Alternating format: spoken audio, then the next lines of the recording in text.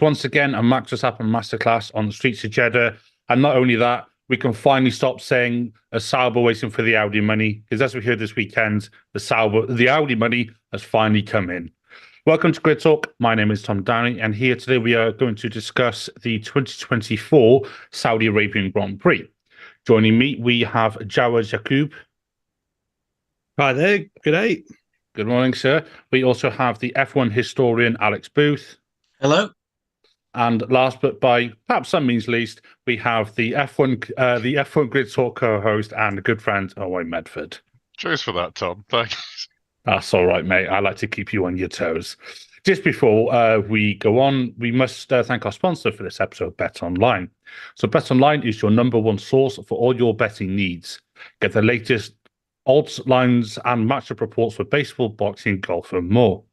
Bet Online continues to be the fastest and easiest way to place your wagers, including live betting and your favorite casino and card games available to play right from your phone. Head to the website or use your mobile device today to sign up and get in on the action. Remember to use the promo code BLEAV, that's BLEAV, for your 50% welcome bonus on your first deposit. Bet Online, where the game starts. Also, please be sure to follow us on our new socials at Grid Talk UK to stay up to date with the show.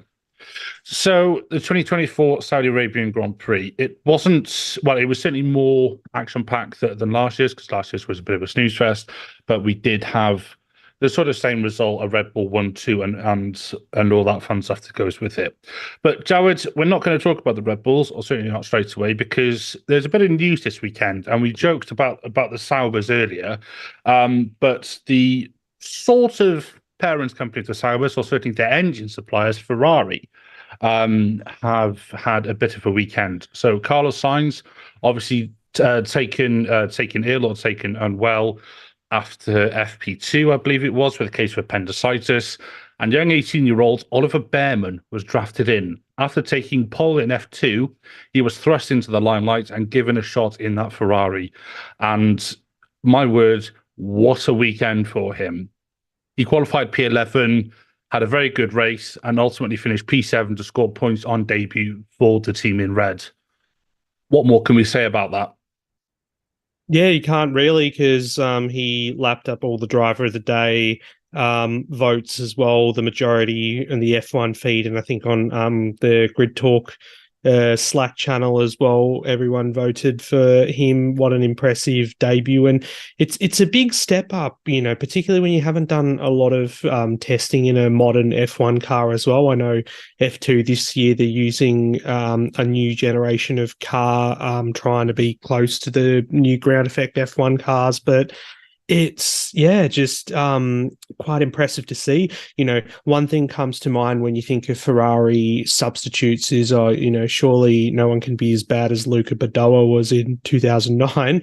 So thankfully we didn't see that from Bearman. But yeah, to miss out on Q3 by 0.039 seconds or whatever the margin was, and then holding his own in the race as well to finish in the points. Yes, if anyone wants to be a sad person, will say, but he's in a Ferrari, so he should be, at the front. No, I think stepping in for your first ever race weekend in an F1 car at one of the most challenging circuits. I mean, if it was somewhere like Bahrain or anywhere with immense runoff and whatnot and less margin for error, it might be a bit easier, but for what it is, he's stepped in, he's done an amazing job, definitely put himself in the shop window for a seat in the future.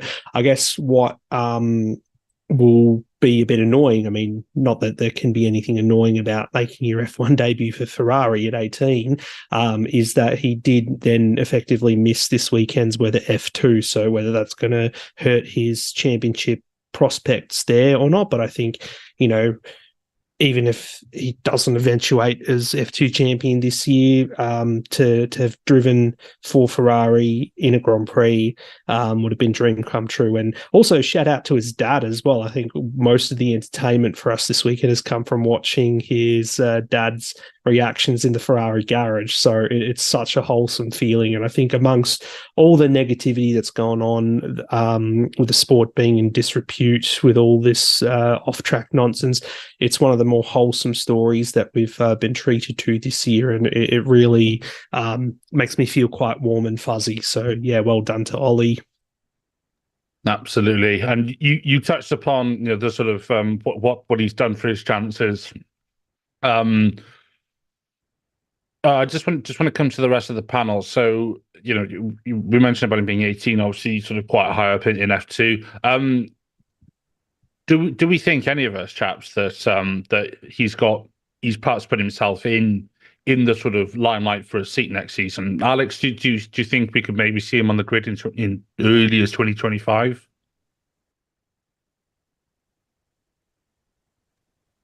Well, you muted, Alex. There's a mute button, Alex. There we are, I'm back. Yes, I do. I think Haas is a very strong possibility for him in 2025. I can see that happening. He has a few Friday practice sessions lined up. He's certainly done himself no harm with his performance today, because it's worked in the past. It worked for Nick de Vries after his performance in Monza in 2022.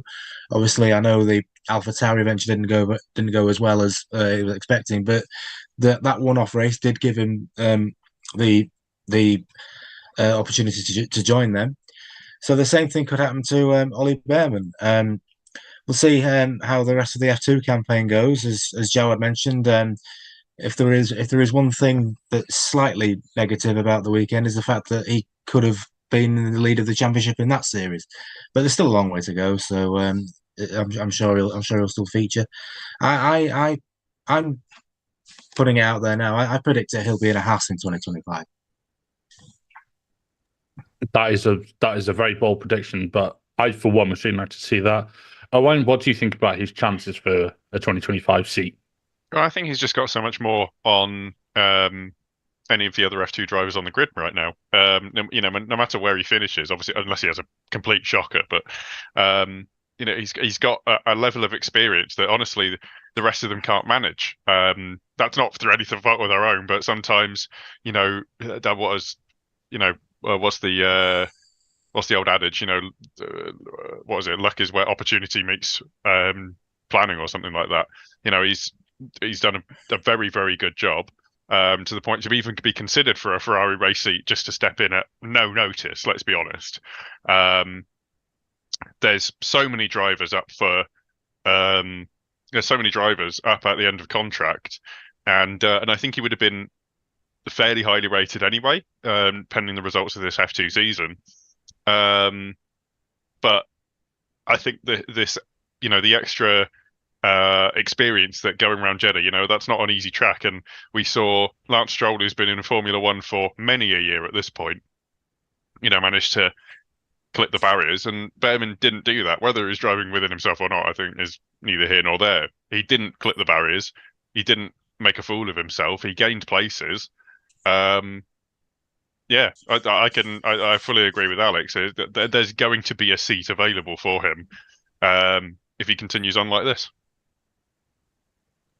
Yeah, absolutely, and certainly from my perspective, I'd love to see him on the on the grid in 2025, and I certainly do not think he's done himself any harm. But speaking of Haas, they're looking a bit better this year, I think it's fair to say. Alex, obviously Haas last year, we saw them struggle severely in race trim, often dropping like an absolute stone towards the back of the grid, and they only ended up with a handful of points last year. This year, whilst they didn't get points today, and obviously Kevin Magnussen put up some rather staunch defending, shall we say. He had 2 separate 10-second penalties today.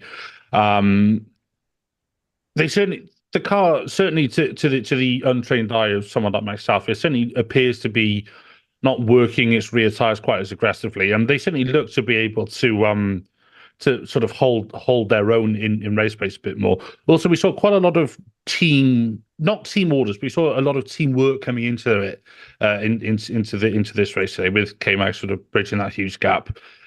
Do you think this is something you see more of in F1, with this whole sort of like teammates working together more? Because we have seen it certainly with, the Red Bull have, had their issues. We've seen it with the Mercs coming together, the Ferraris backing each other last year in Monza. Do you think we need to see more of this kind of like teamwork cohesion in F1? Well, that sort of thing's happened before. It will no doubt happen again. I reckon at the end of the day, the driver's job is to do the best they can for the team, and in today's circumstances, with Magnussen having two separate 10-second penalties, then that was his race severely compromised. So the only thing he could really do was help Nico Hulkenberg out, and it paid off because Hulkenberg finished in 10th place, picked up 1 point, which last week I was saying that if the top 5 teams all finish, then it'd be very difficult for any of the other teams to get points. But that didn't happen today.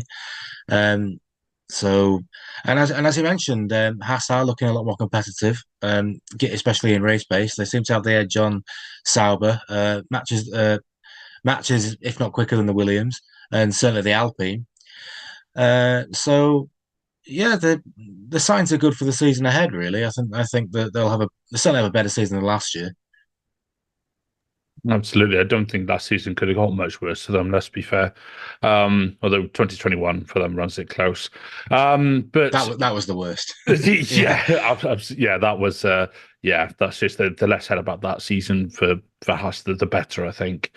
But no, if you're a fan of a sort of 5-star defense like that, or if you're feeling sort of just like a 5-star human overall, be sure to leave us a 5-star rating on Spotify or a 5-star review on Apple Podcasts. That's not one of my best segues, but it'll do. Owain, let's have a quick sort of look at McLaren and Mercedes, because certainly Lando Norris, no, it wasn't Lando Norris, my bad, it was Oscar Piastri and Lewis Hamilton were sort of entwined in a bit of a battle where they were playing DRS slingshot with each other. We saw that McLaren, when it opened its DRS, it looked like it almost sort of gained more drag, which is quite impressive for something that's called drag reduction system. You're an engineering mechanically person. This should be a good one for you to sort of sink your teeth into. Just give us your thoughts on that sort of whole battle that went on for the first sort of 2 stints really of this race. I mean, I think the DR, it really did look like. I'll put it this way: it looked like McLaren had been copying Red Bull's homework from the last couple of years with their DRS efficiency, but unfortunately they'd been reading it upside down or something like that. Because, as you say, it almost acted a bit more like a parachute. I'm not going to get into the dark art of aerodynamics, but I think as we saw with the Norris battle later on, where typically, I mean, you'd say that having a slightly lower downforce setup, as Williams have proved multiple times in previous years with this spec of car, can just being that bit slipperier on the straights can sort of shield you from attacks or allow you to breeze past if you've got similar, decent enough performance in the corners. And I think what McLaren have clearly done is they've put kind of a bit of a barn door on the front and rear of those McLarens, and as we saw with Norris, he just pulled away in the first sector. Sorry, excuse me, pulled away in the first sector. And I think that to really understand the Piastri battle, you have to look at that and see that when Piastri was behind, when you flip the scenario, clearly the advantage of having that. The advantage of having that much higher wing setting to go through the first sector didn't help Piastri when you robbed it of the downforce following the Mercedes. And then obviously you've still got a load of drag on the straights, and opening the DRS, they only had what I think the figure was like 6 kilometers an hour, which is, I can literally walk faster than that. So that's the kind of speed that you'd be walking up to the back of a fairly quick Mercedes on the same power unit. We don't know about the power settings, but we have to assume that they'd be fairly similar from a reliability standpoint. So unfortunately, I think McLaren, if you're Piastri, it just wouldn't work for them because you were just losing so much time in that first sector. But obviously, like I say, flip it on its head and put the McLaren in front, and we're seeing it gain 6/10. So I don't think it's so much about McLaren having this weird enigmatic DRS that somehow when it's stalling the rear wing, causes the air currents to create this massive amount of drag. But clearly it's not as effective as anyone else's. Fair enough. I'm going to pretend I understood every single part of what you just said. But yeah, no. On a sort of serious note, you made a good point where it looks like McLaren have attempted to copy Red Bull's handwork, but perhaps not got it quite right. That is a pretty good way of sort of summing it up. Speaking of Red Bull, this question will sort of like be a sort of wider talking point for all three of us. So please feel free to come off mute for this one. We've seen that the second Red Bull team, so VCAR, but if we inadvertently call them AlphaTauri or Toro Rosso, or if you're Owain and you call them Minardi, apart from Owain being difficult, it's not us being difficult. It's just I genuinely forget sometimes that they have changed that name. So the second Red Bull team, VCAR, RB Racing, whatever you'd like to call them. Last season we had a lot of speculation and a lot of talk, rumors, etc., that Daniel Ricciardo is coming back into the sport. He's going to take Sergio Perez's seat, and some people were speculating that Perez was going to be dropped, and that there was going to be an announcement in Mexico last year. Obviously, none of that came to fruition. Let's not forget that we have, I think, 13 drivers out of contract this season, or at the end of this season. So for 2025, both Daniel Ricciardo and Sergio Perez and Yuki Tsunoda, all three of them, as it stands, are not in contract for their current teams for next year. Based on what we've seen today and also last weekend in that second Red Bull, or sorry, in the V Cup, do any of you think that there's even a remote chance at the moment of Daniel Ricciardo taking that seat of Sergio Perez? Bear in mind, Perez has finished second to his teammate, who is just walking away with the championship once again. Do you think there's any chance of that happening at the moment? Being realistic, I would say it's still too early in the season to see or to make a decision on that. So last year, of course, as well, we saw Perez being quite strong in this early part of the season. It took him till Miami before, I guess, mentally he was broken and couldn't really recover from that. And I'm certainly hoping that this year he doesn't fall into that trap of being kind of goated or gaslit into thinking he can win the championship. And I think Rachel Brooks Sky after this race was asking the same question. I'm like, well, we all know that's not going to happen. So why bother, trying to get in his head about it? So, yeah, my bold prediction coming into this season is that I feel like Perez is going to see out the season with Red Bull, but also announce that this will be his last season in F1. He's had a great track record. He's been on the grid for more than a decade. He's notched up race wins, podiums. He's driven for multiple teams. So, while I know there's some people on this forum who do like to go after Perez a little bit, and let's not make any bets with sombreros this time. He is reliable in what he's demonstrated so far. Yes, it is early in the season. Is a lot more impressive than what I see from Daniel Ricciardo. And with Ricciardo as well, I mean, it's not like we should forget the couple of years at McLaren. Yes, the race win stands out like a sore thumb, but at the end of the day, his performance overall was quite underwhelming compared to Lando Norris. And, the fact that last week, Alex, you were commenting on the friction between the teammates that we saw in Bahrain, and Yuki Tsunoda being a bit immature with his conduct afterwards. I don't rate either of those two as being potential Red Bull drivers in the future. Ricciardo, I guess, because he's a known entity to the team, but it's time we moved on. We've got Liam Lawson waiting in the wings. You got other drivers, your Alex Albons, your Carlos Sainz's, who, need to be in race winning teams. So I'd look at them before I'd look at Ricciardo. And, Ricciardo's result this weekend, whether it was a problem with his chassis or not, as being suggested, he was nowhere. He was nowhere except for at the back of the grid. So I'm sorry, I wouldn't want to put him in a Red Bull anytime soon. I mean, I'm sort of fairly strong on the whole. Daniel Ricciardo's not going back to Red Bull. So I'm, that's That's certainly my viewpoint. But you made some great points there, Jared. Alex, what do you think about not only the sort of VCarb RB racing sponsored by Klarna, Visa, Cash App, PayPal, whatever they're called? I generally lose track. Do you think there's sort of any merit to this? Do you think do you think Danny Rick will stay with that team for another season? Do you think he'll move? There are certainly questions, and like Jawad mentioned, there's the potential of Liam Lawson in there as well after his Super Sub appearances last year. They certainly can't keep ignoring Liam Lawson, given his Super Sub appearances, as you mentioned. What I will say is, if Ricardo does end up in a Red Bull, and that's an absolute outrage. He's done nothing apart from that one race win in Monza. He's done nothing in the last 5 years that really warrants a drive in the best car, which is my opinion.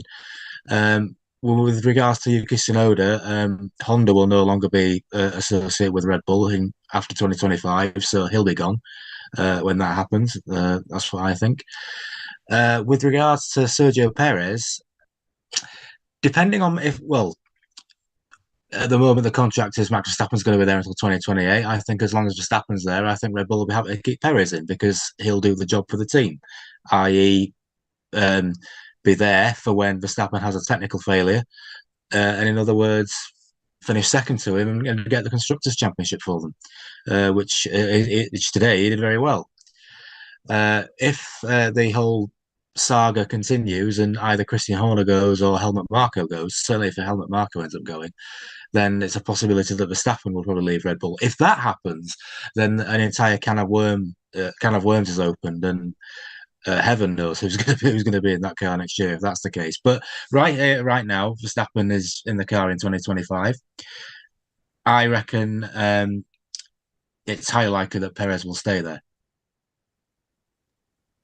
Fair enough. I mean, I kind of agree with what you said. He is doing the job sort of asked of a quote unquote second driver. So, he's certainly doing what needs to be done. One could say. But and I'll come to you about this as well. So we've there's once again the sort of whole there's the Red Bull dominant side of it, and then also we've mentioned a bit about the second seat as well. Do you think anything can be done about the Red Bull dominance that we're seeing at the minute? Because it certainly seems to be like there's no sign of it slowing down. And also, if you've got anything to add, sort of about Liam Lawson, Daniel Ricciardo, Tsunoda, etc., for the remaining seats in the Red Bull family. About the Red Bull dominance, I think. I think obviously there's been my take on it. I think is that a lot of sort of criticisms have maybe been leveled at the aerodynamic testing limits and the cost cap, both of which have been sort of blamed for the fact that Red Bull are locked in kind of so far ahead, and they're now so far ahead that they can basically turn off development a third of the way through the year and still end up with what looks like another rocket ship. And I just sort of I think F1 a lot of the time is far too knee jerk. And I think we just need to, I'd caution and I'd say hang fire, let this play out, because it's not just about who can spend the most money, and it's not just about who's got the restrictions. It's also about you need to allow the time it takes for people to move between different teams. There's only so much money that can be spent at Red Bull, for example. You need sort of the minds to. Remember these are businesses at the end of the day, and you've got to allow for the brain drain to sort of not brain drain, but like for there to be a moving around of the technical of the technical staff that build these things, these cars. So I think that's probably what's we could get to the end of this and we'll find out that there's a chapter in a history book where it didn't work, and okay, fine, whatever. We tried. At least give the cost cap regulations a fair shot. I know it's a bit sort of trust the process, but give it a bit. It's a brand new thing, and we just need to see how it plays out, what happens with it, and we probably haven't got it right completely, but you do need to let things go through their full life cycle. See what happens in 2026. when we get the new cars and things like that. Then we'll know whether or not it's really working. I think it's just gonna, there's always an ebb and flow to these things, and what we're trying to stop is the massive peaks and the massive drops and swings in performance. We're trying to bring that down to a negative feedback loop so that things roughly end up where they're going. I think that's what we have to, the best thing to do about the Red Bull dominance. And regarding the second seat, I think if you had to pick anyone, you have to pick Lawson, because Ricciardo, as you say, isn't doing anything special. I don't think the V-carb is anything particularly. Its highest finish is first in a first practice session at Bahrain, but other than that, the closest it's ever got to the front is 11th place in the qualifying session last week. So I don't think the car is particularly special like we thought it was. I don't see Ricciardo outperforming his teammate. I think you have to put Lawson in just as a punt, honestly, just because he's younger than Yuki qualified P9. So clearly I wasn't paying that much attention. But either way, that's nowhere near where we're expecting it. We're expecting it a teeny bit higher up than that.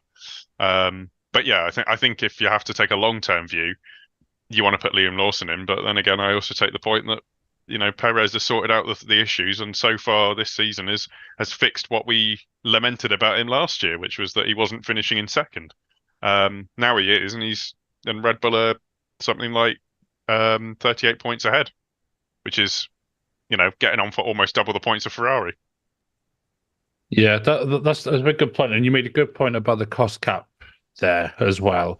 It's the age-old adjective that springs to mind, or adjective, sorry, for this one is Rome wasn't built in a day. And like you said, we are the teams are getting to grips with this new era of cars. Like we say, we've got new engine regs coming in 2026, which are going to simplify and hopefully reduce the cost of the engines a little bit.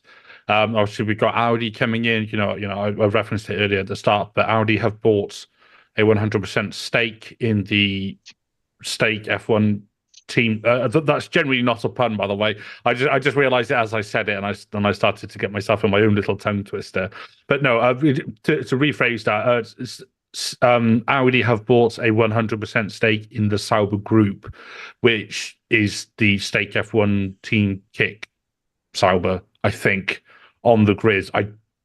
I'm not sure the name. Just call them Sauber, please.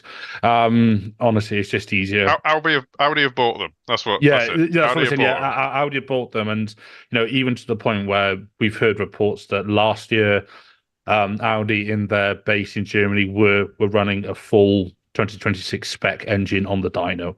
So so there will hopefully be something that comes into play there. But yeah, we just need to. Like you said, we just need to give the regulations some time. So just to round out the show, I just want to ask each of you, who was your driver of the day? So the Grid Talk driver of the day, like Jared mentioned earlier, and certainly my driver of the day, both in Grid Talk and on the F1 website, was Ollie Behrman. Jared, I have a feeling you might be about to say the same thing, but who was your driver of the day, mate? Well, we can't go past Mr. Behrman on his debut. Absolutely. Alex, who's your vote for driver of the day? I always try not to pick the obvious ones out of this, but yeah, it's gonna have to be Ollie Behrman, really. I mean, it's hard to look past him. He did a fantastic job. It is a bit hard to look past him, isn't it? You get given the circumstances and everything. Now, Owain, are you going to make it 3 from 3, or are you going to throw a spanner in the works? Are you also going to come off mute? No, I'm not going to come off mute. It's almost a shame I can't give it to the Haas strategist just for the sake of variety, honestly. I guess, and I'm not going to give it Magnussen because I can't give someone who got 20 seconds with a penalties driver of the day. Like that's ridiculous.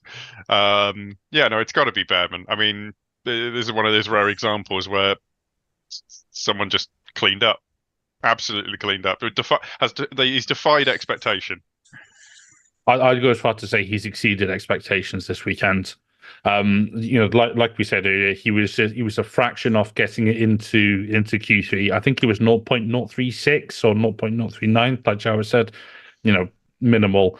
And bear in mind, he'd only done one practice session. It was his first time driving an F1 car in a proper competitive setting. I'm talking about qualifying. And he'd only done one practice session in that Ferrari, so absolute hats off to him. And like one of you, I think again it was Jawad said earlier, big shout out to his dad who gave us lots of entertainment standing next to John Elkman in the Ferrari garage. But chaps, thank you for joining me. That concludes our 2020. I was going to say 2023, but it's not. It is 2024, and it still feels a bit odd seeing that on the highlights on YouTube. But thank you for joining us. Grid Talk is available on YouTube, where most episodes are recorded live, as well as Amazon Fire, Spotify, Google Podcasts, Apple Music, Verbal, and Pocket Casts. Just search Formula One Grid Talk for our back catalogue of shows with previews and reactions to race results. Please consider supporting the channel on Patreon so we can get mics, lights, and better recording equipment. Also, make sure you are subscribed so you're the first to know when each new weekly episode is released. We'll be back soon, namely next week, for a certain member of this panel's home Grand Prix. Definitely not Jawad. Thank you very much for listening to the Grid Talk podcast presented by Bet Online, and goodbye.